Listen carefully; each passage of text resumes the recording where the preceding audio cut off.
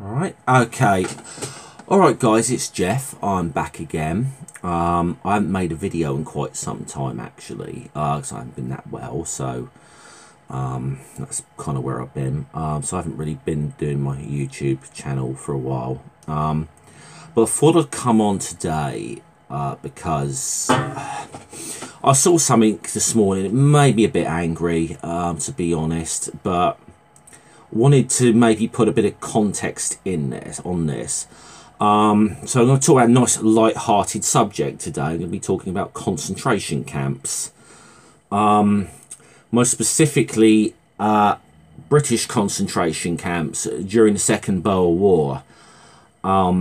Now, the reason I bring this about is that last night on the BBC's Question Time show, Tory MP Jacob Rees-Mogg made what I feel was somewhat of an apologist argument for Britain's use of concentration camps during this. I might play the audio for this in a second. He made some comparisons, really, just like the death rate at Glasgow and done, and it wasn't all that bad. He was basically, I mean, he was making a bit of an apologist argument for this. So I might play the audio for this, and then we'll have a little look, listen to what he says, and comment on it, I suppose. This thing's taking forever to buffer. My laptop's very slow, I'm afraid. So the South African concentration camps had exactly the same mortality rate as existed in Glasgow at the time. So they're not a good thing, but where else were people going to liveId when you there just was justify the use of concentration camps? No, I didn't. I'm talking about the Boer War had people put in camps for their protection. Where the British invented the use of concentration camps. But I'm afraid you're confusing concentration camps with Hitler's extermination camps. I'm not saying they're the same thing. I'm saying that any concentration camp is de facto an awful thing. These were people who were interned for their safety. Now, that is not a good thing. I'm not Hundreds in favour. of thousands of people died. The death rate was exactly the same as in Glasgow. Death rates 100 years ago were considerably higher than they are now for all sorts of reasons. It was systematic murder. It was not systematic murder. That's simply wrong. I'm not advocating people being... there's a few more seconds of this, okay, so... But there was a war going on, and people were being taken there so they could be fed because the farmers were away fighting the Boer War. So this is one of the things where you've got to understand the history of what was going on, not just look at it from the comfort of 2019 and say that this is the same as what was going on with Hitler. It is completely and utterly different, simply wrong from everything. Right, okay, so that was the audio of that. So we're going to have a little look through his claims here about this. The one thing I will say, and I don't know if this is really would be supporting what he said.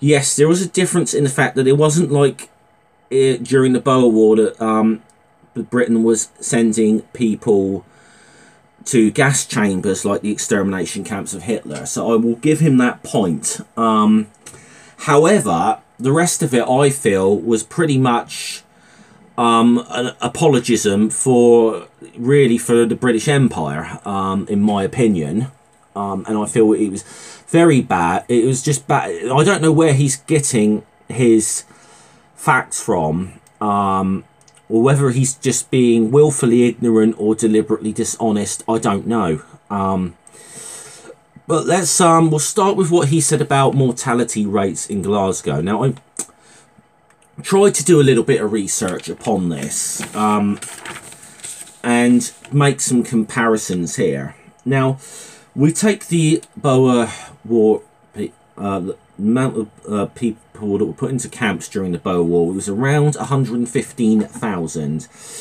Of that, 27,927 people died. Okay. So now, in Glasgow, this was a little more difficult to find mortality rates. Now, I did find infant mortality rates around there, which you'd expect to be a bit higher. So that was the only thing I could really find to compare this to. Now, the infant mortality rate in Glasgow at that period was quite high. It was 129 per 1,000, so it is quite high.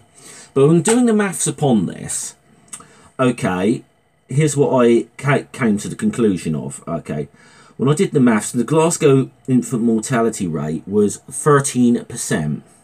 The rate of boas that died was 24%, doing that math.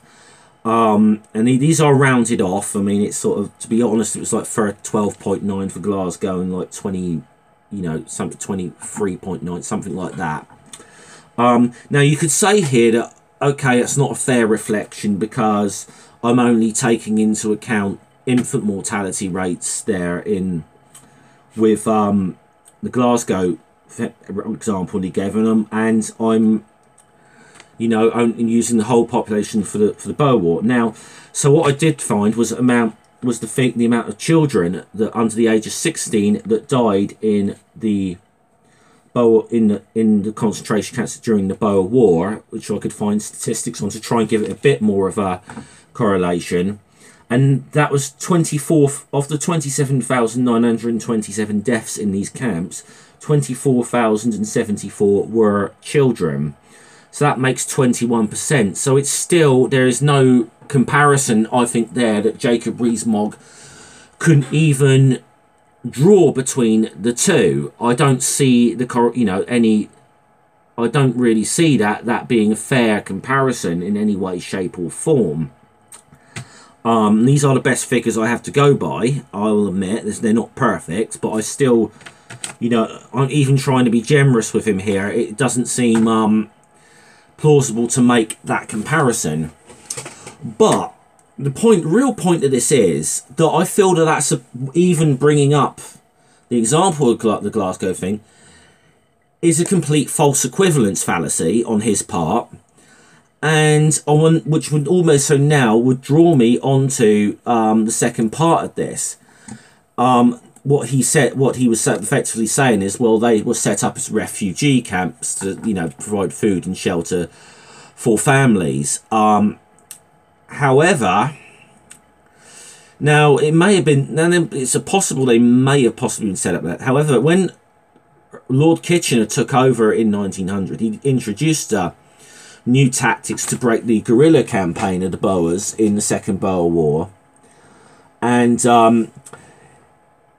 really, this is a quote from Kitchener. It said he initiated plans to, quote, flush out guerrillas in a series of systematic drives organised like a sporting shoot, with success defined in a weekly bag of killed, captured and wounded, and to sweep the country bare of anything that could give substance to the guerrillas, including women and children. It was the clearance of civilians, uprooting the whole nation, that would come to dominate the last phase of the war. That's a quote from Kitchener that I could find.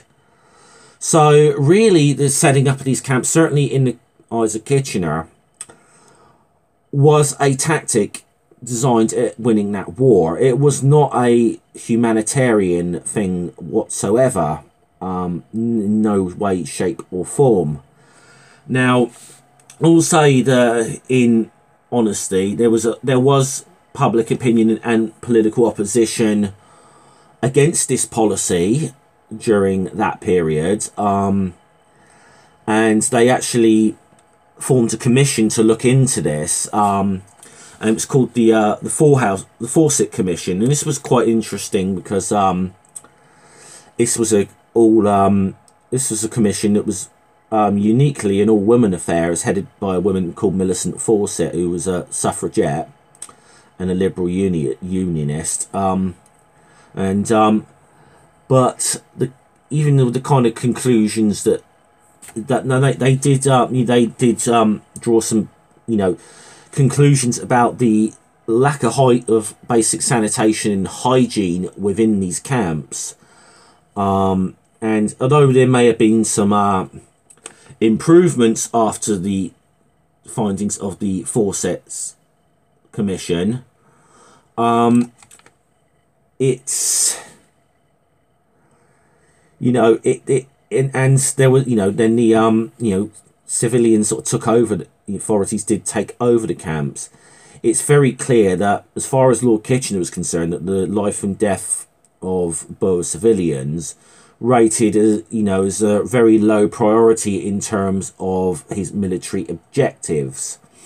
So I really feel that Jacob Rees-Mogg is making a very, very either willfully ignorant or deliberately intellectually dishonest argument about this.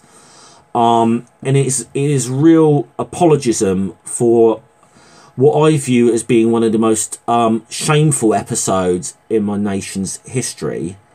You know, I will agree that, you know, I'll give him the point that yes, it wasn't necessarily intended as a systematic murder in the sense of the way the Nazis did that. It wasn't that we weren't sending people to gas chambers and so on, but still, this was an awful thing.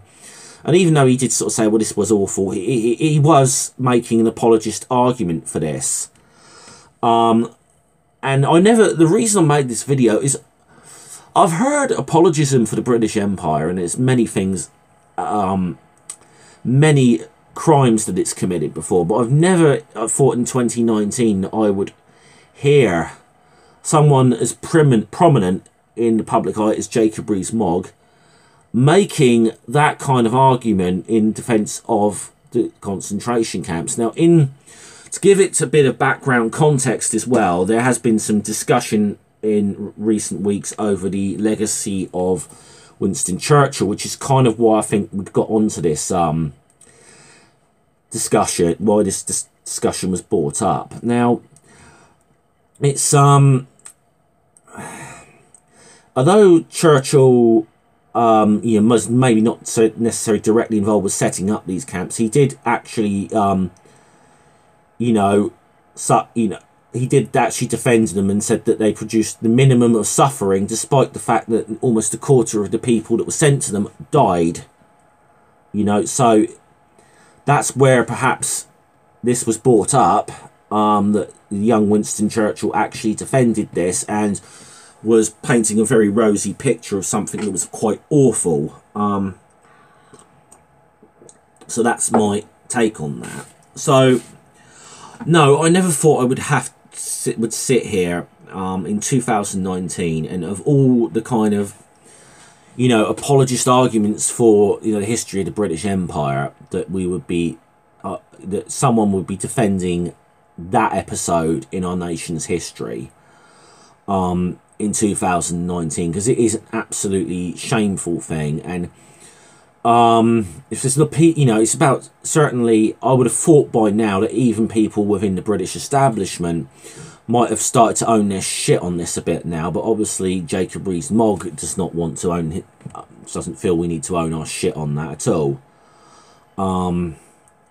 It was a disgusting episode in British history, and, you know, so for that, basically, for your either willful ignorance or deliberately dishonesty, Jacob Rees-Mogg, fuck you, okay? That's all I've got to say about that. I shall see you guys later. Alright, salute.